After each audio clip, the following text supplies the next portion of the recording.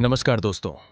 आज हम देखेंगे एक ऐसे मंदिर की कहानी जो बसा है नाशिक जिले के निफाड तालुके में, गोदावरी नदी की शांत लहरों के बीच छुपा हुआ है। एक प्राचीन, रहस्यमयी और चमत्कारी स्थान, चांदोरी का खंडोबा मंदिर। लोग इसे प्यार से कहते हैं प्रतिजेजुरी, क्योंकि यहाँ एक अनोखी परंपरा सदियों से चली आ रही है।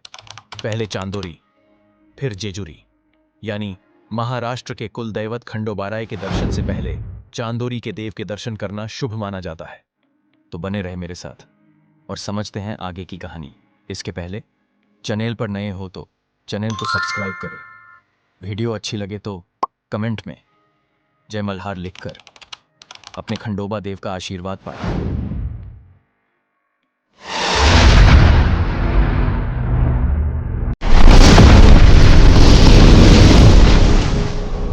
चांदोरी नाम कैसे पड़ा?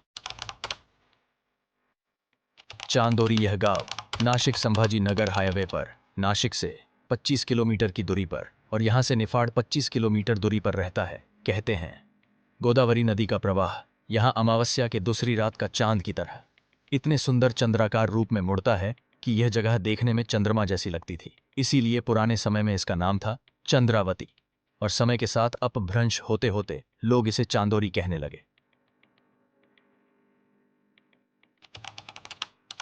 कहानी तो यहीं से दिलचस्प हो जाती है।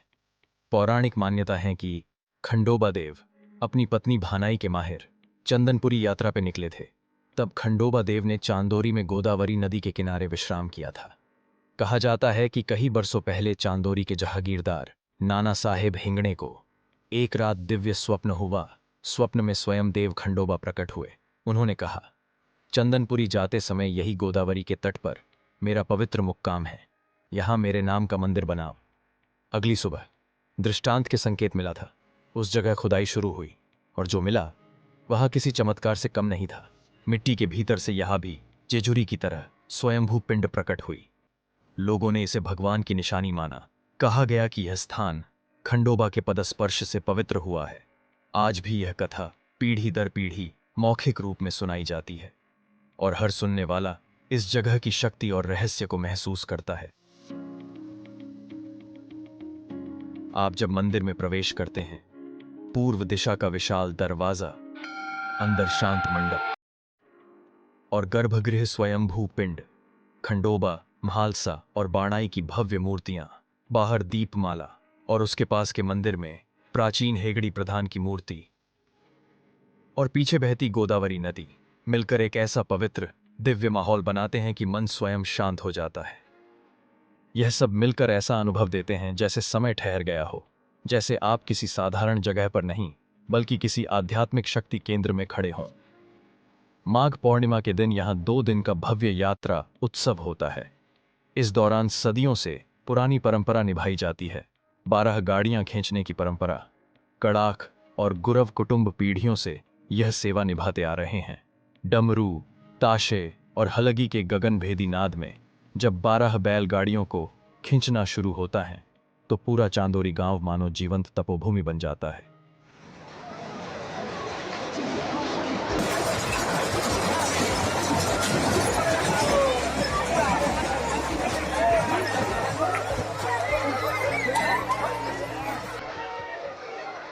दिंडोरी, निफाड, ओझर और आसपास के कई गांवों से भक्त हर साल यहां आते हैं।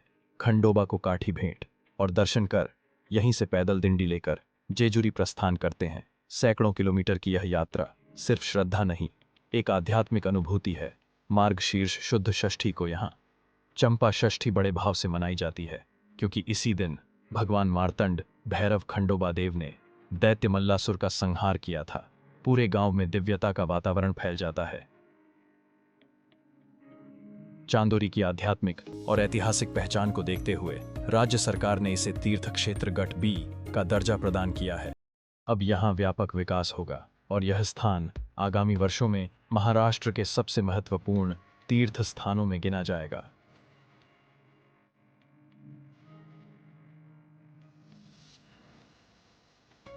चांदोरी के खंडोबा मंदिर की यह कहानी सिर्फ एक इतिहास नहीं, यह है श्रद्धा की नदी, परंपरा की धड़कन और भक्ति की अमर गाथा।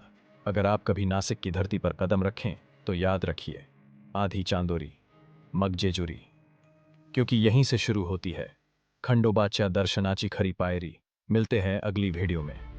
उसके पहले अगर आपको यह रहस्यमयी कहानी पसंद आई हो तो वीडियो को लाइक करें और हमारे स्किल मास्टर रामेश्वर इस चैनल को सब्सक्राइब करें और इस दिव्य कहानी का आशीर्वाद पाने के लिए कमेंट में जय खंडेराय जय मल्हारी मार्तंड जरूर लिखें।